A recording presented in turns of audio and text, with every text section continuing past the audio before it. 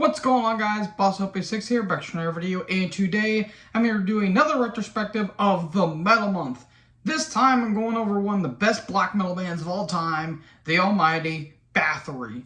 This band has a very interesting catalog and is very mysterious for all the weird reasons. A band that is very influential but somehow never got as big as they probably should have been.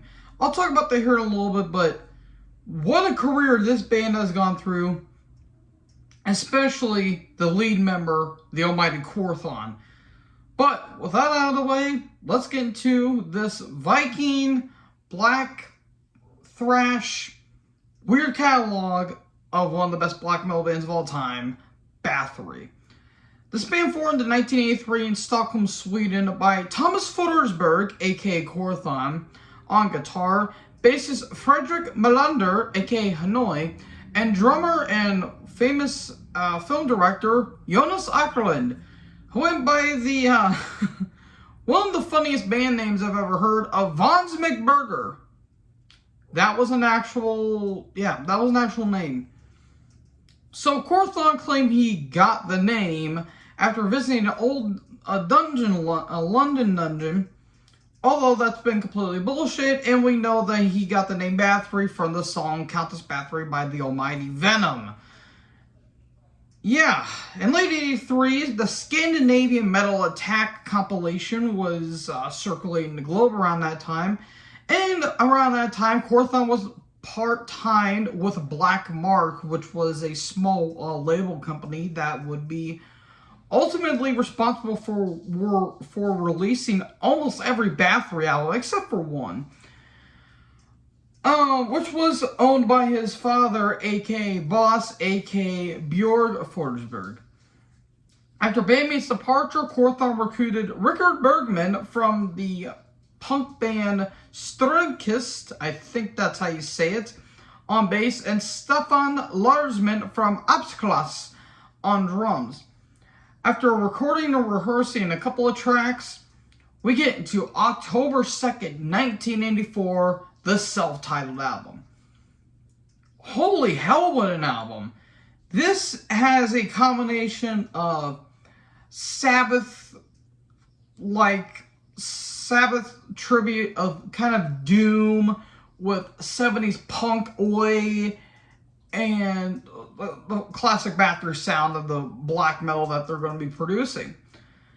Now, is this album perfect? Not necessarily, but this is still a really good album. Hades, Reaper, Sacrifice, Armageddon, the doomy stuff from Raise the Dead's pretty cool. War's a really good song. But the best track out of the bunch, in my opinion, is kind of the pro-thrash Necromancy. Really chunky guitars. Yeah, the recording's bad, but let's be fair, that's what black metal should be. It sounds like it's a bunch of chainsaws just recorded in a shoebox that was recorded in a dumpster right next to a boiler outside of a blast furnace. Bite me. Overall, really strong album, and this is where the fans are like, Bathory actually created black metal and Venom just coined the term. That is completely false. Venom did all those things before Korthon even began to start this band. Think about it. Listen to Welcome to Hell and the genre-defining black metal and tell me that is not black metal. It is got blast beats, guttural ring rate screams, tremolo guitar picking, you name it. The god-awful production, you name it. Venom did all of those before Bathory were even a thing. Bite me. So, for this new album, Andreas Johansson would play bass guitar for the new album. Then, a year later, May 27th, 1985, The Return. After listening to this album, this is almost my favorite Bathory album, but it stands at number 2. Holy God almighty, this album. And for the people that are kind of like complain about the production. This is the first and probably only Bathory album to record in an honest-to-God studio. Very, very, very, very great material here. The production could have used a little bit of polish here and there, but good lord, the songs are absolutely awesome. Total Destruction, Born for Burning, The Wind of Mayhem, Bestial Lust, Possessed, The Rite of Darkness, Sadist. Like, this album is just booming with just unbelievable gutturals by Quorthon. The croaks he does is just evil-inducing. The guitars just sound murderous on this album, and the drums sound like machine gun fire. This album is absolutely influential. That was influential for Abath, From Immortal, and Fremers of Darkthrone. These guys really, really, really were just inspired by this album. And a lot of bands were. And yeah, it's a classic for a reason. Number 2 for me. This is my second favorite album by them. Not my number 1. I figured that was going to be it, but nope. There was one album I like a little bit more, but this album's absolutely awesome. So, after that album, Andreas either left or was kicked out. And in his replacement, Christer Sandstrom will be on additional bass guitar and Paul Lindberg on drums. So, May 11th, 1987, Under the Sign of the Black Mark. This is my favorite Bathory album.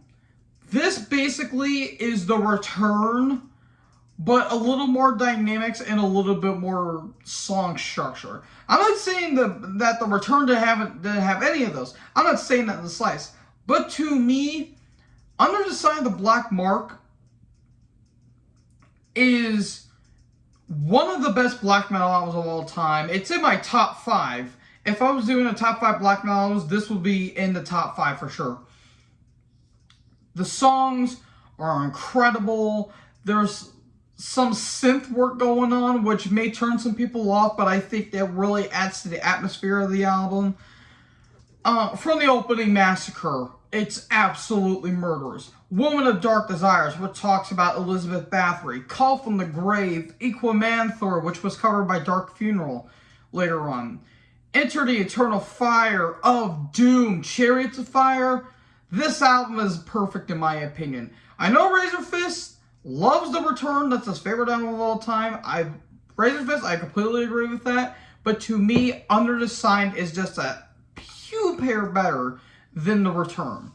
With that being said, this whole trilogy of albums are absolutely legendary. The Unholy Trinity, if we're going to be honest, I know Darkthrone has their Unholy Trinity, but this is Bathory's Unholy Trilogy.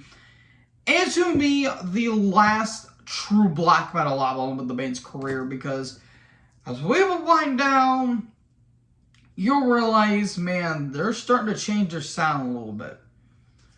So for the new album, Quorthon will require 2 new musicians that wanted nothing to do with the subgenre in question. Required Vorth on drums and Quothar on guitar. You tell me. So then that would lead us into 1998 or 1988. I always say 98 instead of 88 for some reason. Blood, Fire, Death. This is also my favorite as well. This and Under the Sign were almost tied, but this is number 3. If I was doing a ranking, this would be my 3rd favorite Bathory album.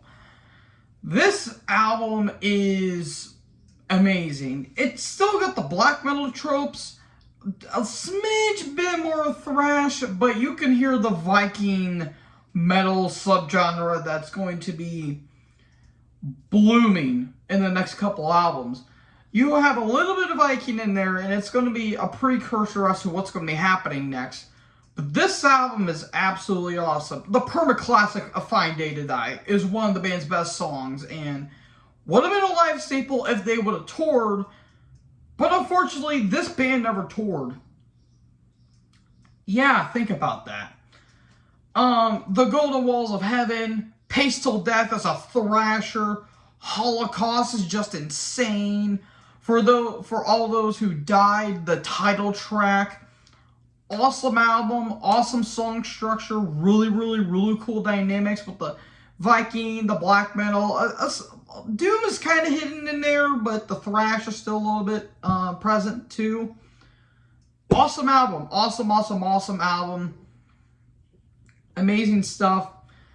Yeah, like I said earlier, this band never toured because, well, Quorthon always had, I wouldn't say excuses, but he would always say, well, I didn't have lack of a lineup or economical issues and all that stuff. Well, as we would find out why he wouldn't really do it, and considering what happened to him, I think because Quorthon was really unable to, because physically he was having heart issues so maybe that's why he wasn't feeling comfortable touring. But with that being said, awesome album. Bloodfire Death is an awesome album. So, after moving to Noise Records, April 16th, 1990, Hammerheart. Oh boy. Okay. This is where they would go for full-on Viking. This is their full-on Viking era that we're going to be in. And as someone that I'm not really that fond of the Viking era, like bands like Amon Amarth and all those other Viking bands, I'm not very too kind of them. I just don't care about them. Oh, man. I know people love this album. I know a lot of people that love this album. To me, this would be lower on my list. I'm sorry, the songs didn't really do much for me. There was a couple of good tracks, like Baptized in Fire and Ice, From Father to Son's got a really cool thrashy beginning, and then has like a really cool chorus going into it. Home to Once Brave. There's some good tracks, but I'm sorry, this album doesn't do anything for me. It's not the worst in their entire career, because trust me, I'll get to that, but out of their Viking era, this is probably the worst, only because it's kind of progressive in some ways, and to me, it doesn't really do much. And I hate saying that because there's some good material here. But at the same time, I kind of felt myself just drifting off. Like, I kind of, lost track. Like, I zoned out through, most of this album, which really sucks because I want to like this album. I want to love this album, but unfortunately, I have to stick with what I heard, and I'm sorry. Album doesn't really do much for me, but I know why a lot of people like it. I'm not going to bash you if you do. It's just not for me. So after switching back to Black Mark, 1 year later, June 29th, 1991, Twilight of the Gods. This is Hammerheart, but better in my opinion. It does have some better tracks, but overall still not fond of it. But I can understand this album kind of gets overlooked a little bit. But I do really enjoy this album. The title track's cool. Through Blood by Thunder. Under the Runes is my favorite. I really love that. I love Bond of Blood because it is a tribute to Sabbath. But I do prefer A Nomine Satanas that was featured on one of the Jubileum albums. I think it was either the first or the second one, I believe. And I like that song a little bit more because it's got a very creepy atmosphere. Very creepy atmosphere. Overall, this is Hammerheart, but better in my opinion. But still not that... I wouldn't say not that great because it's a good album for what it is. It's just, again, not for me. I like all these albums except for one, but... yeah, there are some times that, I don't know, some albums don't really connect with me. And Hammerheart and Twilight of the Gods don't really do a whole lot for me, but still enjoyable for what it is. So around this time, the Jubilean albums, namely Volume 1 was released in 92 and Volume 2 was released in 93.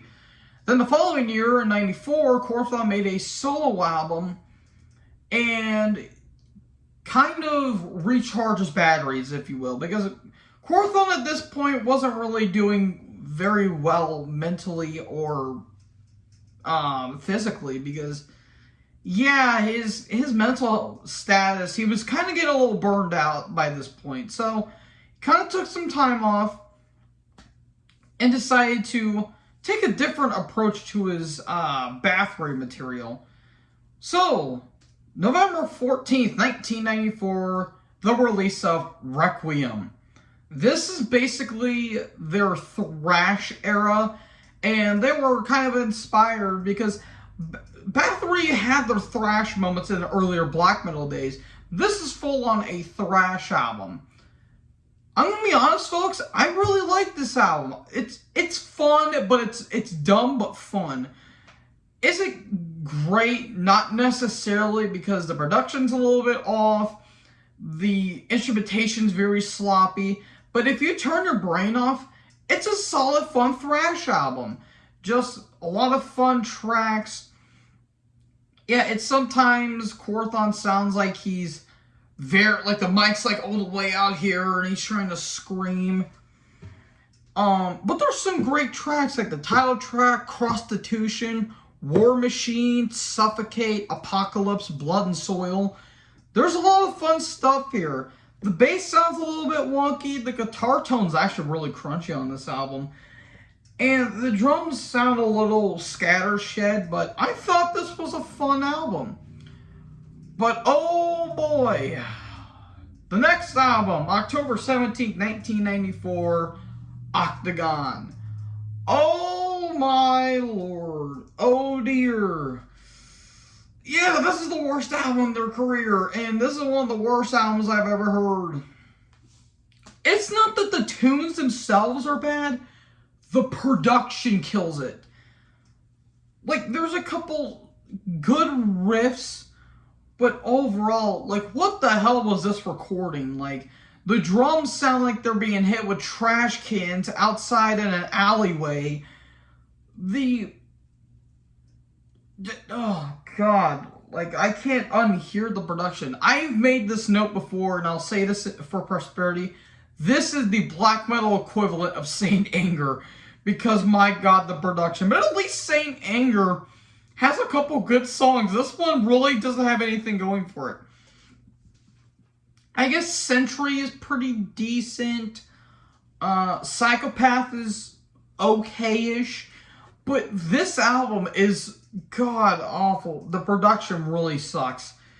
It sounds like it's being recorded underwater, and it sounds like a whale is humping it. I don't know why, but it sounds awful. And before anybody complains, well, if you complained about the recording, why didn't you same on the previous 3 albums?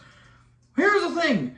In the early days, they at least had an excuse because they were getting their foot in the door. They were dipping their toes into the water.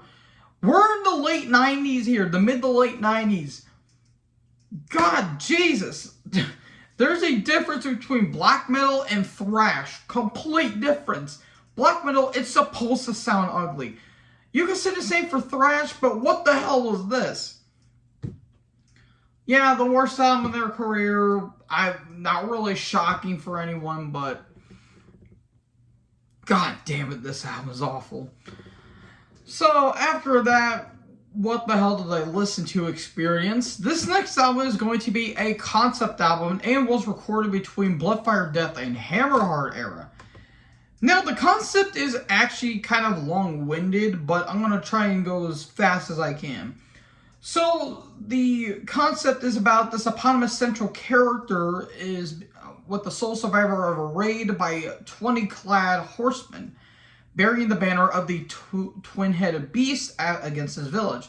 After all the men are slaved and the women and children are carried off to the far north, the central character hides in a tree surviving by hiding in a tree. After 15 years go by alone in the wilderness, he grows strong and learns the way of the forest. The memories of the atrocities he has witnessed galvanizing him.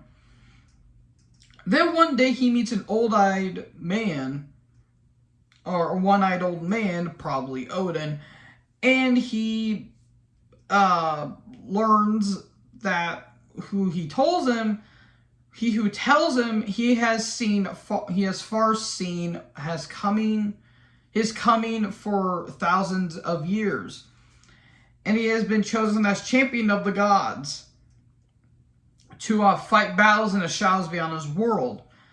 Now, to this end, he was granted a number of mighty artifacts and abilities, and trained hundreds of days and nights by the old man in question. The first of these artifacts is a mighty sword forged in the dawn of the world, and second, given in a song, is a mighty 8-legged stallion ridden by his father's name. So he was guided by 2 ravens and is granted a number of supernatural powers. First, the Wood Woman, which was a witch, takes his heart for which he priced can withstand any cut or slit. Then he travels to the bottomless lake in which all of the knowledge of the worlds, old and new, is stored. The old man casts his left eye into the lake in order to give his powers of wisdom and foresight, and the central character casts both of his eyes into the lake, which not only gains all of his powers of knowledge and vision, but also he will not steer down the beast during his final battle. Rides north, guided by the ravens and by the ancient gods to confront his destiny, charges to the gates of hell and defeats the beast in combat, freeing the souls of those who have been captured there, riding them to Valhalla. Now, with the concept out of the way, we get into May 27th, 1996, Blood on Ice. With the concept out of the way, this album does a really good job of carrying that narrative. There's a couple tracks that really don't do it for me, and despite him not even admitting it, you can obviously hear there's some Man of War stuff on here. I mean, just listen to the sword, for God's sake. But there's some really good songs. The title track, One-Eyed Old Man, The Stallions, very epic. And this is kind of like a black metal equivalent to like a Blind Guardian or a Halloween. The Wood Woman, The Lake, Gods of Thunder, of Wind, and of Rain, The Revenge on Blood on Ice. This is a really, really, really solid album. I actually really enjoy this album. But unfortunately, the party did not last long because Vorth and Quothar would leave in 97, and Quothar would release his second and final solo album, Purity of Essence, I think later on in that year. So then the third Jubileum album was released in 98. And 3 years later, October 9th, 2001, The Destroyer of Worlds was created. This album is very interesting. It kind of takes everything that they've done and kind of put it on here. This album feels more of like a thrash album, though, if you think about it. You got some moments of black metal and some moments of the Viking metal era, but to me, this kind of feels like just like a better version of Requiem in some ways.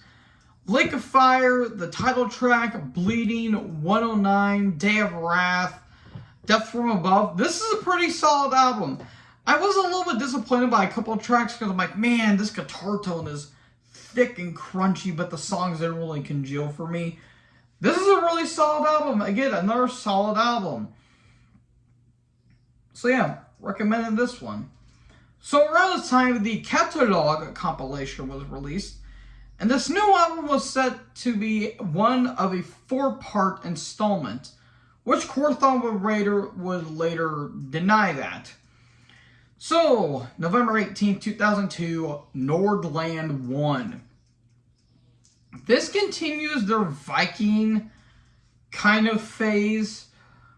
This is a solid album. It's better than Hammerheart and Twilight of the Gods, but to me, feels a little bit lackluster in some ways, coming after Destroyer of Worlds. There are some great tracks. The title track, Ring of Gold, is very, very, very sad and somber. That kind of gets me in some ways. Broken Swords, Great Hall Awaits Fallen Brother. But the best track for my money would have to be Dragon Breath. I just love that chaotic, thrashy kind of feel to it. This is a pretty solid album, but there's another album I like a little bit more. So then, a year later, 2003, on March 31st, we get Nordland 2. This was the second installment of the 4-part, but Quorthon would deny that and say, no, the saga is actually finished. Holy shit, what a way to go out. As the this was unknown, but the last album of the band's career, this is the best of their Viking metal era, like, bar none. This is very, very, very melodic, but also very catchy, too. Blooded Shore, Seawolf, Vinland, The Land, Death and Resurrection of a Northern Sun, Flash of the Silver Hammer, Will of Sun, The Messenger. Holy shit, this album is absolutely just booming with epicness. Far and away, probably my favorite of their modern output, and in my opinion, the best of the Viking metal era. But unfortunately, there was some very tragic news. June 3rd, 2004, Quorthon was found dead in his home of an apparent heart attack. 38 years old. Died young.